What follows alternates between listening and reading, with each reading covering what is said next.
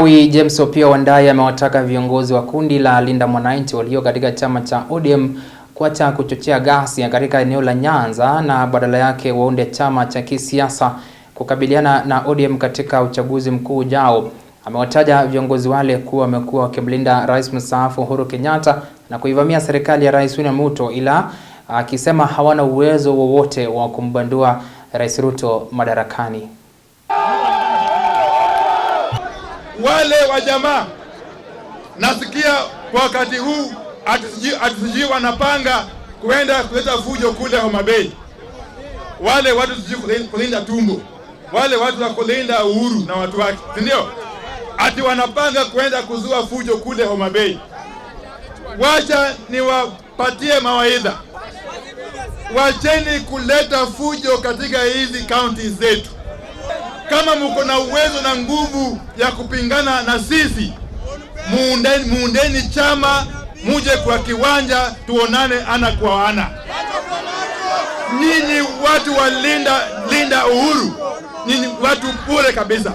Ni watu bure kwa sababu hata wakati huu hamuna chama hamuna, si ndio? Hawana chama. Kama hamuna hata akili ya kutengeneza chama, akili ya kutoa Ruto mtatoa wapi? Watu walinda bure, linda bure. Hata akili ya kuunda chama hawana. Sasa akili ya kutoa Ruto watoa wapi? Hatuwezi mambo ya siasa ya nchi.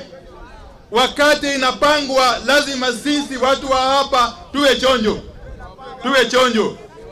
Sisi wananchi wa Siaya, katika uchaguzi ambao unakuja mwaka ujao, tutajitokeza tupige kura kwa kauli moja katika debe ya broad based, ikiongozwa na Mheshimiwa Rais Daktari William Samoei Ruto.